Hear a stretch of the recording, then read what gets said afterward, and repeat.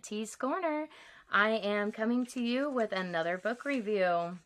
2 books in 2 days. I'm doing good. So this is the second book of the series, so book 2 of 11. John Flanagan, again, is an Australian author. He started writing this series to get his son Michael to be interested in reading. So it's a great series. If you did not read or listen to my first book review, go on over and listen to it. But this one is the second book, so if you're lost, there's a reason. Again, this is ages 10 and up. There are some factors. There's language, so we have swore, cursed, that kind of thing. That's, you know they're saying words that shouldn't be said, but that doesn't go into detail. And there's also the D word, which is that, with an N on the end. So those are the only words that are in this book, and if you want to know what pages they are on so that you can cover them up or whatever, Mom, then I will have that in my Facebook post. So as far as factors go, the language we've just talked about. Gore, gore factor is throughout. It's, the second book is they've killed the Kalkara in the first book. The Wargles are still infiltrated into the kingdom, and they know there's war on the horizon. So this book has a lot of gore. It's war, people. What do you expect? There's also slavery. The villain takes minors as slaves, and there's death from starvation and overworking and being whipped to death. So that is all in this book. It doesn't go into great detail, but it's there. And then the last factor is there is kiss again in this book. The first book had a chaste kiss, if you don't want to listen to the whole 22 minutes or whatever it was. Chaste kiss in the first book. Same with this one. It was just a 15-year-old girl kissing a cheek of a guy saying, hey, when you see my friend, give him this kiss. And he's like, I'm not doing it. So anyway, I have that page too, if Mom wants to cover that up. So, the overview, real quick here. The Araluen are preparing for war. Wargles are heading north, and Halt and Will are tracking them. So, they've been tracking them, and they, it's less than a year since the choosing day, which was at the very beginning of the first book. So, it's been about 7-8 months at this point that he's been training as a ranger. The Wargles come up onto this camp, and this guy is like, I work for Morgrath, which is our villain. And the Wargles are, about to kill him. And Halt yells, halt! And so the Wargles turn on them and try and kill them. Will misses both shots that he takes, and Wargles are charging him. He thinks he's lost his edge. And he really hasn't. I mean, he didn't run away. He faced it off, head on. Halt took care of it for him. But he's kind of just shaken since the Kalkara event. Who wouldn't be? I mean, a 15-year-old facing a monster. So a week later, Gillen, Halt's previous apprentice who graduated and has his own thing, is on a mission to Celtica. And he comes to ask for Will to go with him because in Celtica, it's, tradition. You get put off if you're a messenger and you come alone. But if you have 3 people, then you're a trustworthy group. So he needs 3 people. And Halt thinks it's a good idea to take Horace as well because Will's struggling right now. And he thinks that being around more people his age will be beneficial to the kids. So he sends them to Celtica. When they get to Celtica, every post and village is deserted, and they can't figure out why.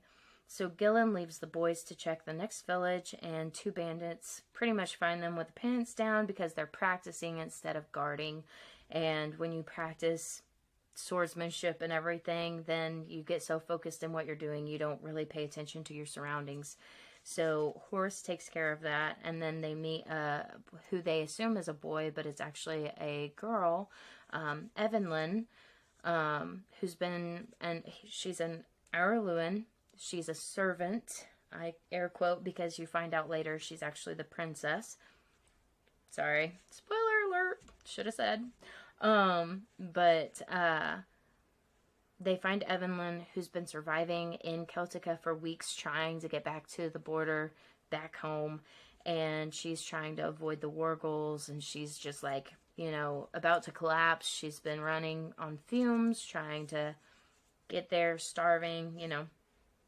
So she tells them that they only take the miners and they kill everybody else.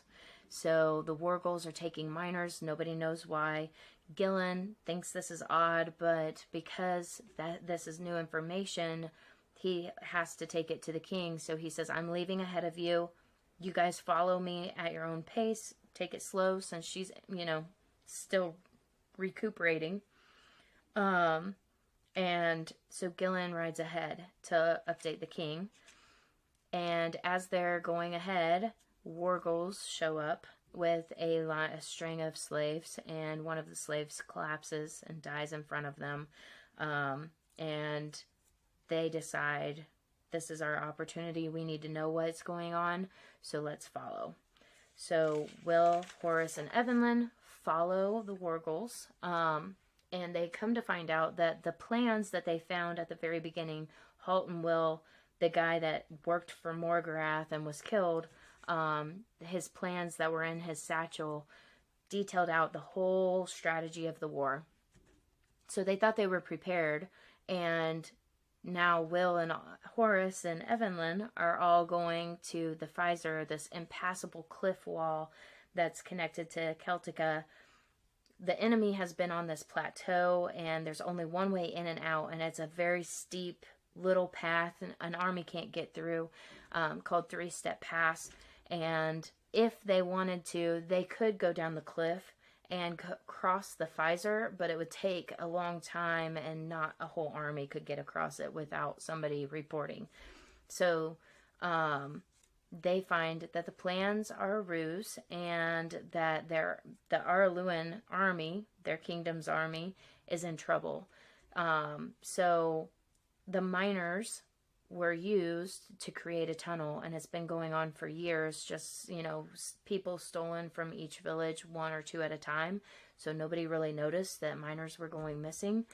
They are creating a wide tunnel so wagons and horses and all kinds of things can come down from the plateau and across the Pfizer. They're building a bridge for the army to be able to attack the kingdom's troops from behind. And to top it all off, Will, being who he is, being a ranger, he's like, we need to know how long it's going to take before they come. We need to know more information. So he sneaks up onto the plateau and listens to Scandian mercenaries talking about how their buddies, other Scandians, are on the other side of a forest behind the troops already waiting. And so it's going to be a three-pronged attack on the Araluan kingdom.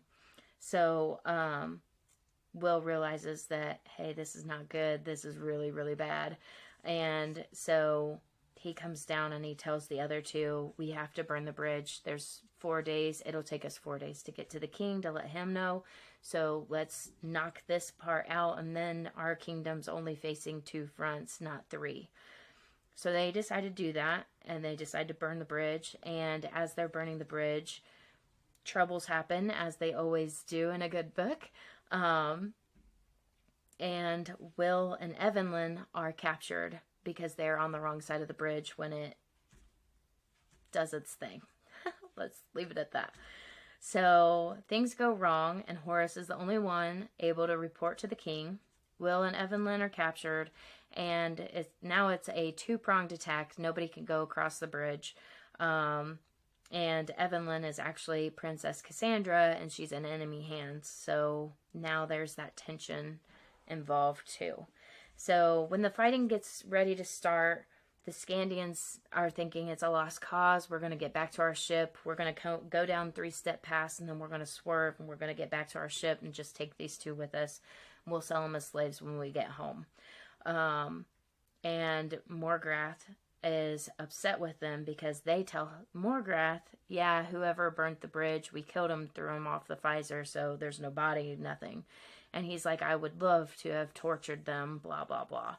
And so just then he finds the oak leaf emblem showing that Will is a ranger apprentice. And he is ticked off because he's like, arrows killed my wargles at the bridge, so it has to be him. He's the one that, burnt the bridge. And so he's ticked, but the army starts moving, so he has a war to keep on schedule.